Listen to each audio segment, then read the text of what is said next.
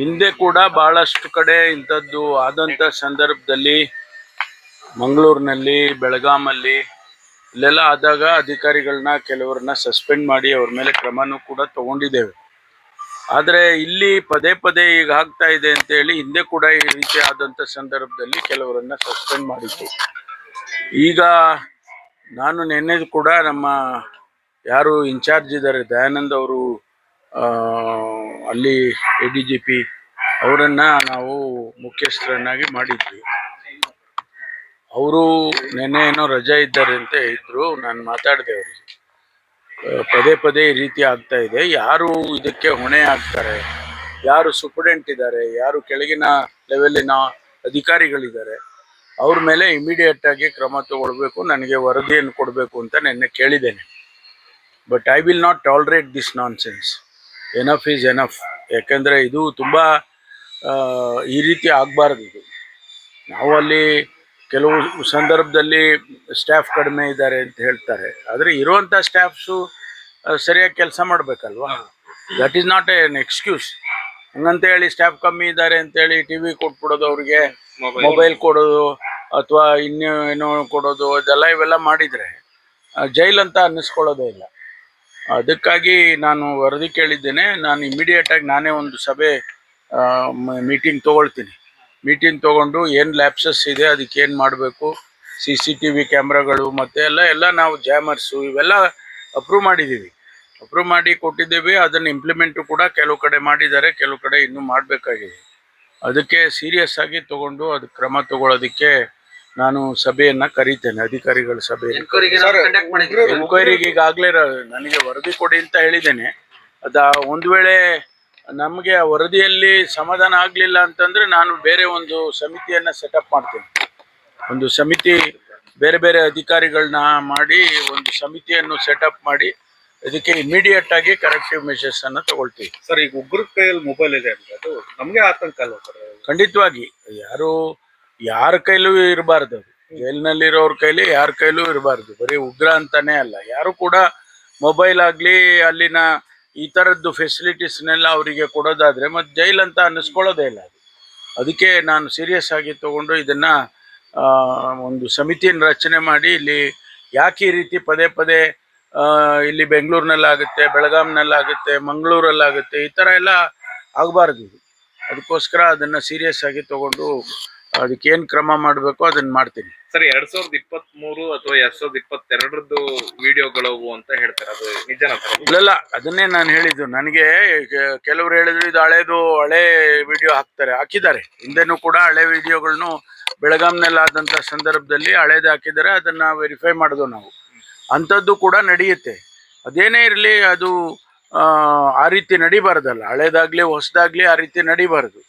ಅದಕ್ಕೋಸ್ಕರ ಅದ್ರ ಮೇಲೆ ಕ್ರಮ ತಗೊಳ್ಳೋದಕ್ಕೆ ನಾನು ಕಠಿಣವಾಗಿ ಕ್ರಮ ತಗೊಳ್ಳೋದಕ್ಕೆ ಪ್ರಯತ್ನ ಮಾಡ್ತೀನಿ. ಸರ್, ಒಂದ್ ಕಡೆ ಚರ್ಚೆ ಆಗ್ತಿದೆ, ದರ್ಶನ್ ಒಂದು ದಿಂಬಿಗಾಗಿ ಫೈಟ್ ಮಾಡ್ತಾ ಇದ್ದಾರೆ ಕೋರ್ಟಿಗೆ ಬಂದು. ಆದ್ರೆ ಉಗ್ರರ ಕೈಲಿ ಮೊಬೈಲ್ ಸಿಗುತ್ತೆ, ಉಮೇಶ್ ರೆಡ್ಡಿ ಕೈಲಿ ಮೊಬೈಲ್, TV ಎಲ್ಲ ಸಿಗುತ್ತಲ್ಲ ಅಂತ ಸಾರ್ವಜನಿಕ ಅದನ್ನೇ ನಾನು ಕೂಡ ಮಾಧ್ಯಮದಲ್ಲಿ ನೋಡಿದೆ. ದರ್ಶನ್ ಅವರಿಗೆ ಕೋರ್ಟಿಗೆ ಹೋಗಿ ಅವರಿಗೆ ಒಂದು ದಿಂಬು ಅಥವಾ ಒಂದು ಹಾಸಿಗೆ ಆ ರೀತಿಗೆ ಕೋರ್ಟಿಗೆ ಹೋಗ್ಬೇಕಾಗುತ್ತೆ. ಇವರೆಲ್ಲ ಭಾಳ ಸುಲಭನಾಗಿ ಈ ರೀತಿ ಎಲ್ಲ ಸಿಗುತ್ತೆ ಅನ್ನೋ ವರದಿಯನ್ನು ಕೂಡ ನಾನು ನೋಡಿದ್ದೇನೆ. ಅದನ್ನೆಲ್ಲವನ್ನು ಕೂಡ ನಾನು ಭಾಳ ಕಠಿಣವಾಗಿ ಪರಿಶೀಲನೆ ಮಾಡಿ ಕ್ರಮ ತಗೊಳ್ತೀನಿ. ಬಿಜೆಪಿಗವರು ನಿಮ್ಮ ಸಾಮರ್ಥ್ಯವನ್ನು ಪ್ರಶ್ನೆ ಮಾಡ್ತಾ ಇದ್ದಾರೆ ಪದೇ ಪದೇ. ಅವ್ರು ಹೇಳ್ತಾನೆ ಇರ್ತಾರೆ. ಅವರಿದ್ದಾಗ ನಾವು ಕಂಪೇರ್ ಮಾಡೋದಕ್ಕೆ ಹೋಗೋದಿಲ್ಲ. ನಾನು ಅವರಿದ್ದಾಗ ಹಂಗಾಯ್ತು, ಇವರಿದ್ದಾಗ ಹಿಂಗಾಯ್ತು, ಅದೆಲ್ಲ ನಾನು ಹೇಳಕ್ಕೆ ಹೋದರೆ ಬೇರೆ ಥರ ಆಗುತ್ತೆ, ರಾಜಕೀಯ ಅಂದ್ಬಿಡ್ತಾರೆ. ಆದರೆ ನಾವು ಏನು ಕೆಲಸ ಮಾಡಬೇಕು ಅದನ್ನು ಖಂಡಿತವಾಗಿ ಮಾಡ್ತೀವಿ. ಸಾಮರ್ಥ್ಯದ ಬಗ್ಗೆ ಹೇಳೋದು ಅವರೇ ಪ್ರಶ್ನೆ ಮಾಡ್ಕೋಬೇಕಷ್ಟೇ. Thank you. ದೆಹಲಿಯಲ್ಲಿ ಸರ್ 14ನೇ ತಾರೀಕು CM ಹೋಗ್ತಾರೆ. ರಾಜಶೇಖರ್ ಹಿಟ್ನಾಳ್ ಅವರು ಅಲ್ಲಿ ಕೂಡ ಎಲ್ರಿಗೂ ಊಟಕ್ಕೆ ಕರೆದಿದ್ದಾರೆ, ಊಟ ಚರ್ಚೆ ಆಗ್ತಿದೆ ರಾಜಕೀಯದಲ್ಲಿ. ಒಂದಾದ್ಮೇಲೆ ಒಂದು ಭೋಜನ ಕೂಟದ ಆಗ್ಲಿಲ್ಲ. ರಾಜಶೇಖರ್ ಹಿಟ್ನಾಳ್ ಅವರು ದೆಹಲಿನಲ್ಲಿ CM ಮತ್ತು ಸಚಿವರು ಶಾಸಕರಿಗೆ ಔತಣ ಕೂಟಕ್ಕೆ ಆಹ್ವಾನ ಕೊಟ್ಟವ್ರೆ. ಗೊತ್ತಿಲ್ಲ, ನಾನೇನು ಹೋಗ್ತಾ ಇಲ್ಲ. ನನಗೇನು ಗೊತ್ತಿಲ್ಲ ಅದು, ಆದರೆ ನಾನು ಹೋಗ್ತಾ ಇಲ್ಲ, ದೆಹಲಿ ಹೋಗ್ತಾ ಇಲ್ಲ ಸರ್. ನವೆಂಬರ್ನಲ್ಲಿ ಒಂದಷ್ಟು ಬದಲಾವಣೆ ಅಂತ ಸಿ ಒಬ್ಬೊಬ್ಬರು ಒಂದೊಂದು ಹೇಳಿಕೆಗೆ ಹೋಗೋ ಯಾರು ಉತ್ತರ ಕೊಡೋರು ಯಾರು?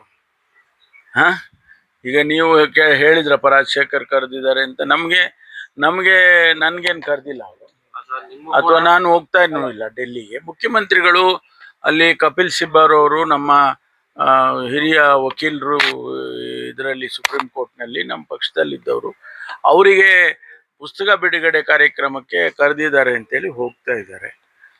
ಮಿಕ್ಕಿದ್ದೆಲ್ಲ ಗೊತ್ತಿಲ್ಲ ನನಗೆ. ನಿಮ್ ಬಗ್ಗೆ ಚರ್ಚೆ ಆಗ್ತದೆ. ರಾಜಕೀಯ ಪದೋನ್ನತಿ ಹೊಂದ್ತಾರೆ ಪರಮೇಶ್ವರ್ ಅವರು ಕೂಡ ನವೆಂಬರ್ ಅಲ್ಲಿ, ಅಥವಾ ಮುಂದೆ ಮೂರನೇ ಆಯ್ಕೆ ಕೂಡ ಚರ್ಚೆ ನಡೆದಿದೆ ಅನ್ನುವಂಥದ್ದು. ಇದು ಪೂರಕವಾಗಿ ದಲಿತ ಸಿಎಂ ಕೂಗು ಕೂಡ ಜೋರಾಗಿದೆ ರಮೇಶ್ ಸತೀಶ್ ಜಾರಕಿಹೊಳಿ ಮತ್ತೆ ಮಾದೇವಪ್ಪರ ಮನೆ ಮುಂದೆ ಸ್ಟ್ರೈಕ್ ಕೂಡ ಮಾಡಿದ್ರು. ಯಾರು ಮಾಡಿದ್ರು? ದಲಿತ ಸಂಘಟನೆಗಳು, ಕೆಲವು ದಲಿತ ಸಂಘಟನೆಗಳು ಮೌನ ಮೆರವಣಿಗೆ ಮಾಡಿದ್ದಾರೆ. ದಲಿತರಿಗೆ ಒಂದು ಅವಕಾಶ ಕೊಡಬೇಕು. ಈಗ ಅವಕಾಶ ಸಿಗದೆ ಇದ್ರೆ ಮತ್ತೆ ಯಾವಾಗ? ನಿಮ್ಮ ಹೆಸರು ಕೂಡ ಕೇಳಿ ಬರ್ತಾ ಇದೆ. ಇನ್ನೊಂದು ಸರ್, ಪ್ರಮುಖ ಮೂರನೇ ಆಯ್ಕೆ ಬಗ್ಗೆ ಕೂಡ ಕಾಂಗ್ರೆಸ್ ಹೈಕಮಾಂಡ್ ಚಿಂತನೆ ನಡೆಸಿದೆ ಅನ್ನೋ ಒಂದು ಚರ್ಚೆ ಇದೆ ಸರ್. ಇದೆಲ್ಲ ಯಾರು ನಿಮಗೆ ಮಾಹಿತಿ ಕೊಡ್ತಾರೆ ಅಂತಾನೆ ಗೊತ್ತಿಲ್ಲ ನನಗೆ. ಇಲ್ಲ ನೀವೇ ಎಲ್ಲ ಏನು ಸ್ಪೆಕ್ಯುಲೇಟ್ ಮಾಡ್ತಿರೋ ಏನೋ ಗೊತ್ತಿಲ್ಲಪ್ಪ. ಕನ್ನಡ ಪರ ಸಂಘಟನೆಗಳ ಹೋರಾಟಗಾರರಿದ್ದಾರೆ, ವರ್ಷಾಂಗಟ್ಲಿಂದ ಕೋರ್ಟು ಪೊಲೀಸ್ ಸ್ಟೇಷನ್ ಅಂತ ಓಡಾಡ್ತಾ ಇದಾರೆ, ಅಲ್ಲಿ ದಾಡ್ತಾ ಇದಾರೆ, ಕೇಸ್ಗಳನ್ನ ವಾಪಸ್ ತಗೊಳ್ತಾ ಇಲ್ಲ ಅನ್ನುವಂತ ಒಂದು ಆರೋಪ. ಸಾಹಿತಿಗಳು ಕೂಡ ಈಗ ಕನ್ನಡ ಪರ ಹೋರಾಟಗಾರರ ಪರ. ನೋಡಿ, ಯಾರು ಕಾನೂನಿನ ವಿರುದ್ಧವಾಗಿ ಕೆಲಸ ಮಾಡಿರ್ತಾರೆ ಅಂಥವ್ರ ಮೇಲೆ ಕ್ರಮ ತಗೊಳ್ತಾರೆ.